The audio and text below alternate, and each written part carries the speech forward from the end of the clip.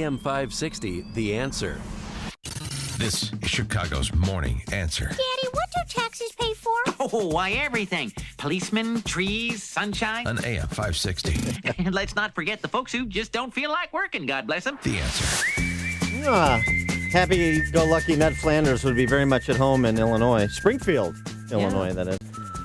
So I read this book review by Michael Anton, who also known as Publius Decius Mus. Remember, he wrote the Flight 93 article, one of the most important pieces of the 2016 election cycle, over at Claremont Review of Books. And he reviewed Unmasking the Administrative State, which is a book by professor of political science at University of Nevada, Reno. He's also a senior fellow at the Claremont Institute, John Marini. And it's really interesting because it's more than just sort of the normal talk about deregulation. What Marini is laying out in his book is really a case for regime change. And so we thought I'd get him on the show, talk a little bit about that and the importance of the administrative state, since that's been one of the three prongs that President Trump laid out from the outset, right? National sovereignty, restoration of national sovereignty, sort of America first economic nationalist policy, and tackling the administrative state, the regulatory burden that afflicts businesses, yes, but also in sort of a 3 felonies a day Harvey Slivergate context, Americans just in their everyday walk of life. And so I wanted to get him on, and we're pleased to have Professor John Marini on to discuss that. Professor, thanks for being with us. Appreciate it. Oh, thank you for having me. So when it comes to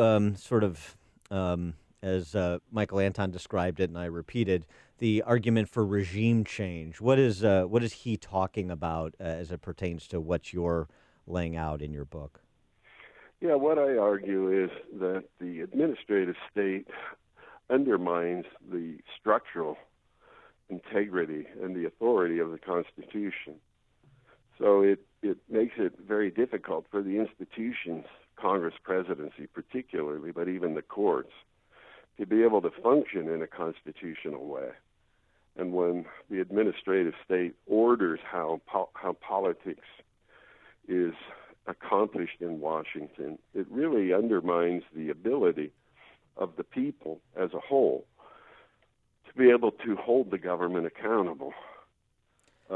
So it becomes really much easier for special interests to be able to utilize their resources and in many ways take control of the institutions of government, particularly not necessarily through or through the offices themselves, but through the way the offices are able to influence the administrative state. In other words, Congress becomes, rather than a lawmaking body, it becomes an oversight body. And when it oversees the bureaucracy, it can intervene in the bureaucracy on behalf of clients, whatever interests that are mobilized around government, which are practically all interests now. So it really undermines the authority of the people. It makes it hard for them to participate in their own rule. And so those who term the administrative state as the fourth branch of government, they're not wrong in describing it as such. No, they're not wrong, but it's not sufficient. It's far more. It's not like it's just an add-on. It has become, in many ways, the central part of government. That's where all of the activity of government takes place, is in the administrative realm. And the politicians, in a way, have been relegated to the role of intervening in the bureaucracy, in that whole area of the executive branch has been created to establish rules for much of the society, rules and regulations. So we always have an administrative structure in government, but the administrative structure usually works on behalf of goals accomplished by whoever has the political authority over them. What is not clear now is whether or not the political branches rule the administrative establishment or vice versa. The administrative establishment primarily sets the tone for the whole of government with just politics intervening at various stages when decisions have to be made, like the decision to establish a spending. I mean, when you have to do that, and decisions are made by the leaders of the party and the president, then the members either have to go along or they have no choice but to do something like shut down the government. That's not a good way to run a government. No. Not the way it's supposed to be run. You mentioned in your book about swamp creatures and draining of the swamp and how that became a core aim of the Trump administration. Can you explain? All that, I think what that means is, and I don't use the term so much the way the politicians do. This book I wrote over a period of about 40 years, so there's a lot of essays. I've been dealing with this for a very long time. When you talk about it in that way, what you're saying is you need to restore political rule. You have to have political rule that sets the conditions of government, not administrative rule. And that means taking the power in the administrative offices back, putting it in a public place, and having the political offices, the office holders, dictate what the terms of rule are. So I call this whole form of rule that is established by the administrative state what it was originally intended theoretically, a kind of rational rule. That means rule of expertise. Yeah. Whereas, in fact, the American Constitution doesn't establish that kind of rule. It establishes political rule. Now, it doesn't preclude the possibility of using expertise, but expertise is not the title for solving every issue that arises among human beings.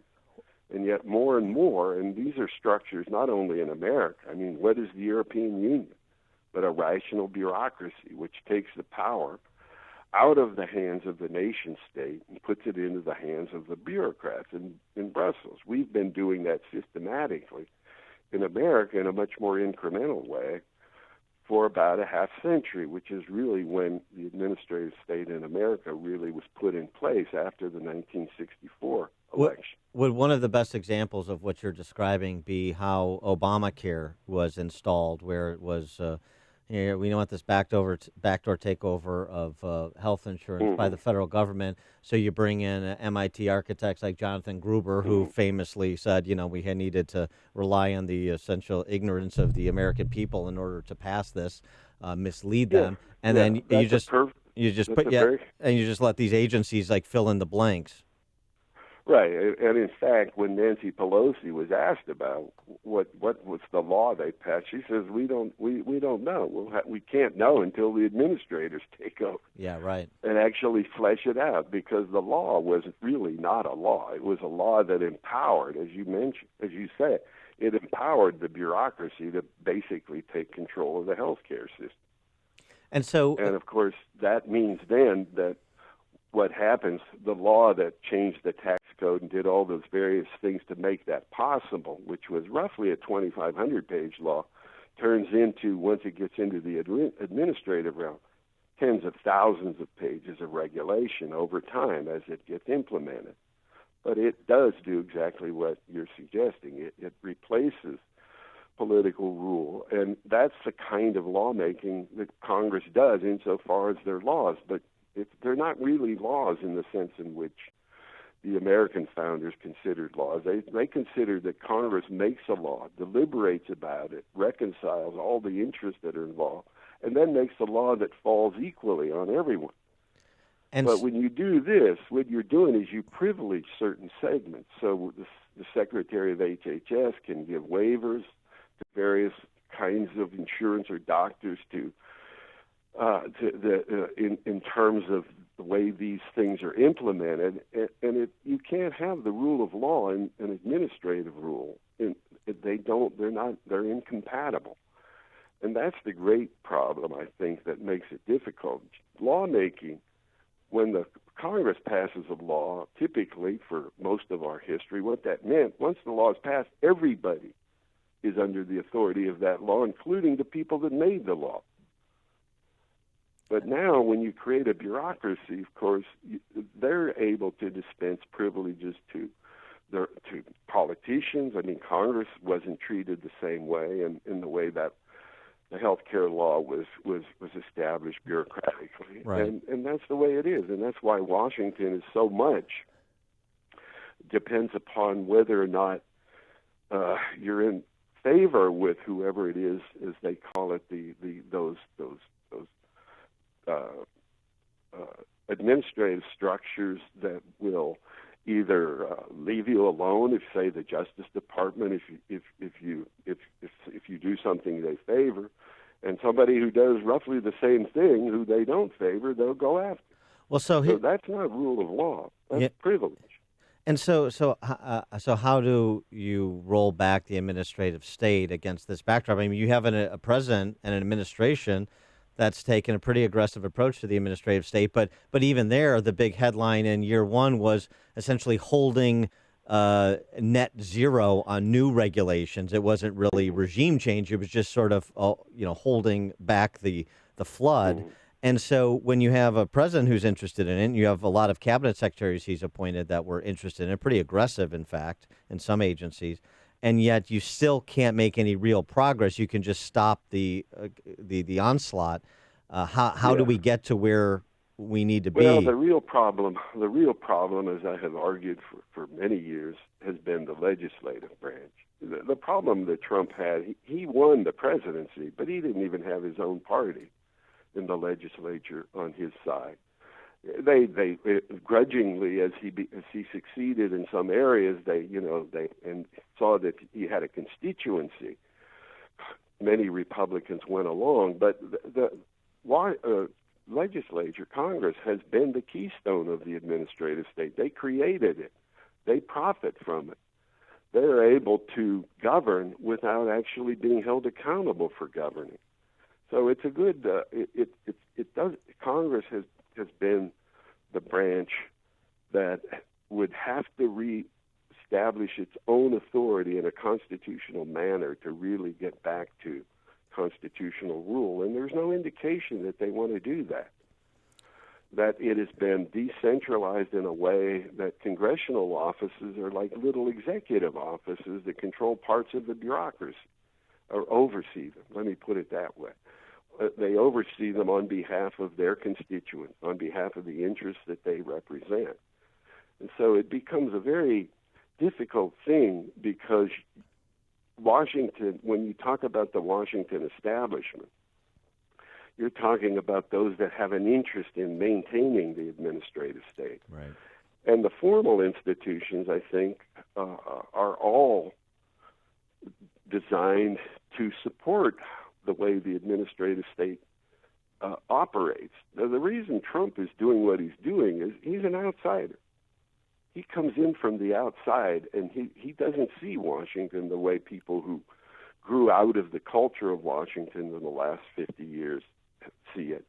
And that's why, of course, even the Republican presidents don't act differently than Democratic presidents in the last years. I mean, there have been two exceptions, Nixon and Reagan. They both saw the necessity of trying to reestablish political rule. But they, too, Nixon had obviously no success, but Reagan had considerable success for a while in the 80s.